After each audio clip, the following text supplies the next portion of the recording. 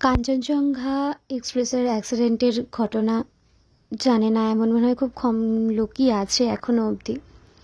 24 ঘন্টা পেরিয়ে গেলেও এখনো আতঙ্ক আমাদের মতন সাধারণ যারা লোকজন তাদের মন থেকে এখনো যায়নি। যারা প্রত্যক্ষদর্শী বা যারা ট্রেনের মধ্যেই সেই ট্রেনটাতেই ট্রাভেল করছিলেন তাদের কথা তো বাদই দিলাম, কারণ এই রকম ভয়াবহ বা মর্মান্তিক একটা সিচুয়েশন সেই সময়টা ক্রিয়েট হয়েছিল যেটা হয়তো তারা কোনোদিনও ভুলতে পারবে না, বা যাদের ফ্যামিলি এই জিনিসটাকে সাফার করছে, যারা এর মধ্যে আহত বা নিহত হয়েছেন, তাদের কোনো রকম কোনো ভাষা নেই সান্ত্বনা দেওয়ার, বা এটা হয়তো সান্ত্বনা দেওয়ার জিনিসও না। যেই ক্লিপসগুলো আমি শেয়ার করছি আজকে, এই ক্লিপসগুলোর সমস্ত ক্লিপই সবারই দেখা, কিন্তু এই জিনিসগুলো বারবার এক বছরের মধ্যে 2023-এর সেই করমণ্ডল এক্সপ্রেসের ভয়ানক মেমরি আজ অবধি আমরা যেটাকে বহন করছি। তারপরেই আবার ট্রেনে গ্যাস সিলিন্ডার বা গ্যাস ব্লাস্ট হয়ে যাওয়াতে সেই বীভৎস আগুন লাগা, তারপরে বিশাখাপত্তনমেও যেটা শুনেছিলাম যে লোকাল দুটো প্যাসেঞ্জার ট্রেন মুখোমুখি ধাক্কায় বীভৎস অবস্থা।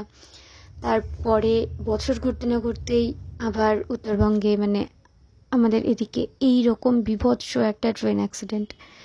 হাজার হাজার মানুষ এই ঘটনার সাক্ষী ছিল সেদিন বা কালকে, যাই হোক। এত প্যাথেটিক একটা অ্যাক্সিডেন্ট। এই যে এখন যে ক্লিপটার সঙ্গে আমি যাচ্ছি, মানে মোটামুটি এতটা প্রেশার ছিল যে 20 ফুট ওপরে চলে গেছিলো ট্রেনের ওই বগি। যারা রেগুলার ট্রেনে ট্রাভেল করে তাদের জন্য এটা একটা মানে ভাবাবে সেকেন্ড টাইম যে সে আদৌ ট্রেনে ট্রাভেল করবে কি না। যতই আমরা বলি না কেন, হ্যাঁ অ্যাক্সিডেন্ট একটা হয়তো অ্যাক্সিডেন্টই ছিল, কিন্তু কোথাও গিয়ে সেই অ্যাক্সিডেন্টটাকে আটকানোও যেতে পারতো, বা এটা হওয়ারই ছিল। এই জিনিসটাকে বলে এই এত বড় অ্যাক্সিডেন্টটাকে কিন্তু কোনোভাবে এড়ানো যায় না। এতগুলো প্রাণ, তাদের তো কোনো দোষ ছিল না।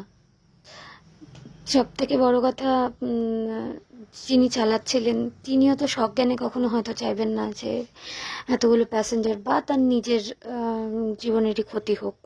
জানি না এখানে ভুল কে সঠিক কে, সেখানে সেটা আমি বিচারও করতে চাই না, বা আমি সেই যোগ্য না বিচার করার। আমি করবোই বা কেন, সব থেকে বড় কথা। কিন্তু আমার সব থেকে বেশি এটা খারাপ লাগছে ভেবে যে প্রাণগুলো আজকে আর নেই আমাদের মধ্যে, শুধুমাত্র এইটুকু টাইমের গ্যাপিংসে।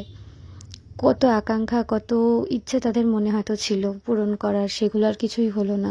যেই ফ্যামিলিসগুলো এই জিনিসগুলো সাফার করছে তাদের মনের অবস্থাটা কতটা শোচনাদায়ক বা কতটা তারা আতঙ্কগ্রস্ত, সেই জিনিসটা ভাবলেই নিজের খারাপ লাগছে। তাই জন্য ভাবলাম যে এই ক্লিপসগুলো দিয়ে আমি কি ফিল করছি সেটা শেয়ার করি।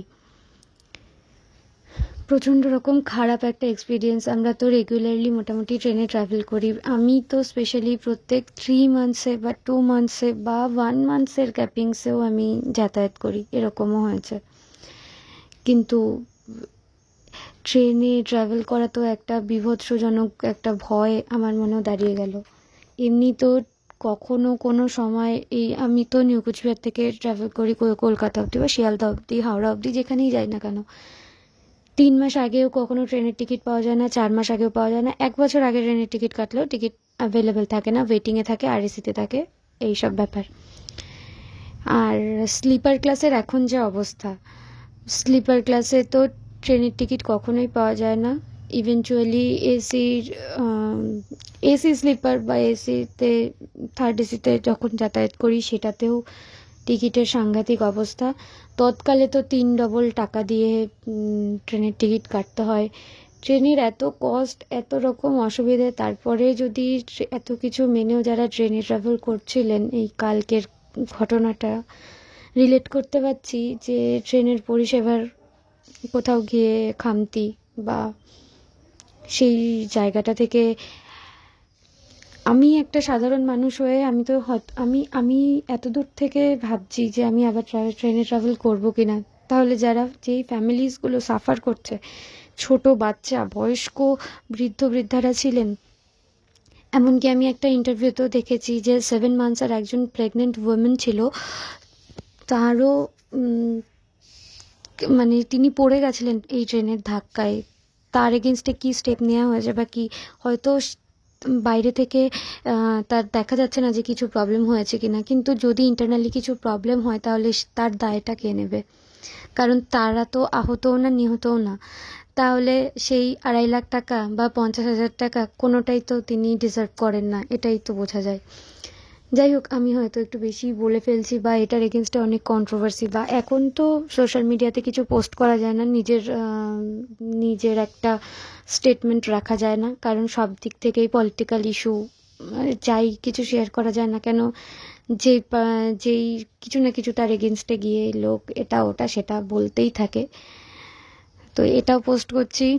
এটা আমি আমার দিক থেকে পোস্ট করছি এই কারণেই, কারণ এই জিনিসগুলো সত্যি ভয়ানক একটা, খুব খুব মর্মাহত এই কালকের অ্যাক্সিডেন্টটা। যখন থেকে আমি শুনেছি মোটামুটি 9:30, ভুল বললাম, আমি 10টার সময় ফোন খুলে নিউজে তখন দেখেছি। তখন থেকে সারাদিন, আজকে 24 ঘন্টা পেরিয়ে যাওয়ার পরেও আমি এরই নিউজ দেখেই যাচ্ছিলাম।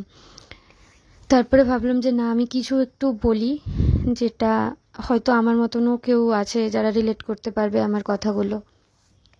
খুব খারাপ লাগছে বলবো না, কারণ খারাপের থেকেও অনেক বড় কিছু যারা এই সিচুয়েশনটাকে সাফার করছে তাদের লাগছে। সেখানে আমি এত কিলোমিটার দূরে থেকে তাদের এই মনের কষ্টটা আমি তো নিতে পারছি না, আর আমি আমার সঙ্গে ভাগও করে নিতে পারবো না, বা তারাও শেয়ার করতে পারবে না তাদের ফিলিংসগুলো। তাই জন্য আমি খারাপ লাগছে এত দূর থেকে বলছি, খুব খারাপ লাগছে। এই সান্ত্বনাগুলো আমি তাদেরকে দিতে চাই না, বা তাদের জন্যও দিতে চাই না, কারণ তারা অনেক অনেক বেশি কষ্ট পাচ্ছে, যেটা আমার চিন্তা ভাবনার বাইরে। কারণ কিছুজন তাদের ফ্যামিলি মেম্বার্স হারিয়েছে, ছোট্ট একটা বাচ্চা, তার কি দোষ ছিল যে বাবা হারিয়েছে?